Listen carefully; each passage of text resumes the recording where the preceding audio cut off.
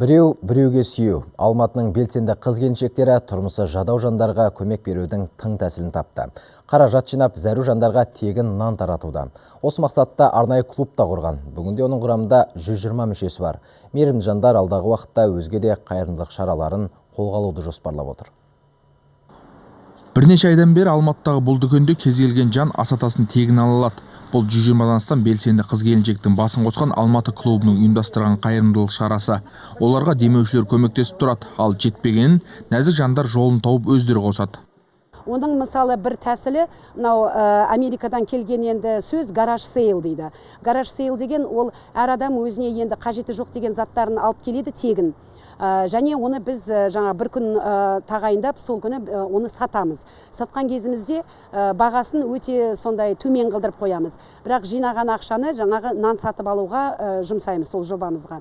Мәселен, биыл біз өзіміздің гараж сейлімізден 800 мың теңге жинадық.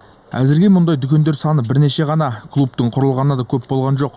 Олар жақындарының қарауынсыз қалған қариялар тұратын солнышко үйіне көмектеседі. Науқас балалардың еміне қол ұшын созады.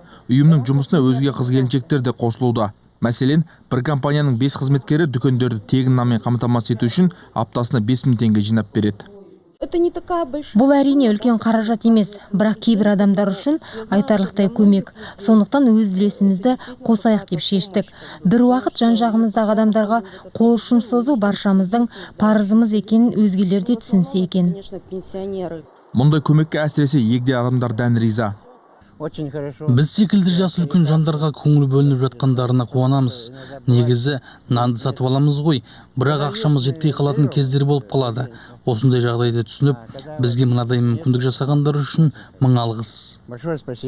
Клуб мүшелері басқа да игі істерді қолға алмақ ниетте. Мақсат көмекке зәру адамдарға қол ұшын созып, өзгелерді мейірімді болуға шақыру. Нұржан Мергенбай, Галина Муленкова, Кенже Амраев, Хабар, Алматыдан.